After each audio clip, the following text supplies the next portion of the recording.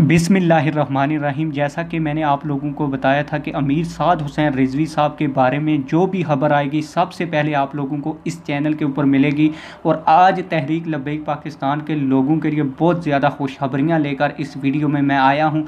लेकिन खुशखबरियाँ सुनाने से पहले आप लोगों से रिक्वेस्ट है, सबसे पहले आप मेरे चैनल को की वीडियो को लाइक करें, फिर चैनल को सब्सक्राइब करें और बेल आल नोटिफिकेशन भी ऑन करें ताकि आने वाली नई वीडियोस आप लोगों को बआसानी और सबसे पहले मिलती रहें।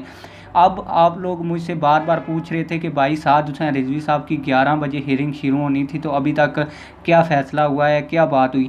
तो आप लोगों को खुशखबरी देता चलूँ कि तहरीक लब्बैक पाकिस्तान के वकला की जो बहस हुई है बहुत ज़बरदस्त हुई है और फ़ैसला भी आज ही सुनाया जाएगा।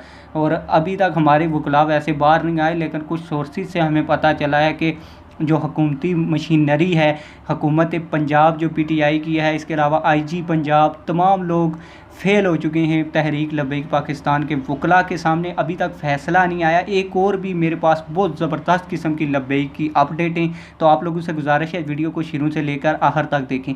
तो यही कहा जा रहा है कि 4 बजे फ़ैसला सुनाया जाएगा और जो तहरीक लब्बैक पाकिस्तान के वकील थे उनके सामने हुकूमती मशीनरी बिल्कुल वो हार गई है, समझ लें हार गई है, यानी कि बिल्कुल कोई उनके पास दलील ही नहीं थी जज को देने के लिए। तो यही कहा जा रहा है कि अभी तक हमारे पास जो रिपोर्ट पहुंची है वो यही है कि 4 बजे फ़ैसला सुनाया जाए। एक तो आप लोगों से गुजारिश है कि आप लोग अमीर साद हुसैन रिजवी साहब के लिए भरपूर दुआएं करें, मैं खुद भी दुआएं कर रहा हूं, आप लोग भी दुआ करें। और इंशाअल्लाह ताला जैसे ही कोई फ़ैसला आता है 4 बजे के बाद, क्योंकि 4 बजे फ़ैसला आना है, तो बहुत से लोग मुझे बार बार कह रहे थे आपने पहले वीडियो 11 बजे बनाई तो फिर क्यों नहीं बना रहे।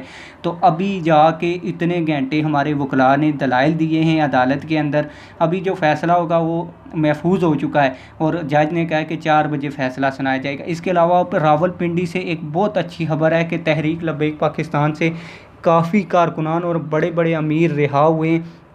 इनमें से आप लोगों को बताता चलूँ कि पीर मेजर मोहम्मद याकूब मोहम्मदी सैफ़ी अमीर तहरीक लब्बैक पाकिस्तान रावलपिंडी डिवीज़न की भी ज़मानत मंजूर हो गई है।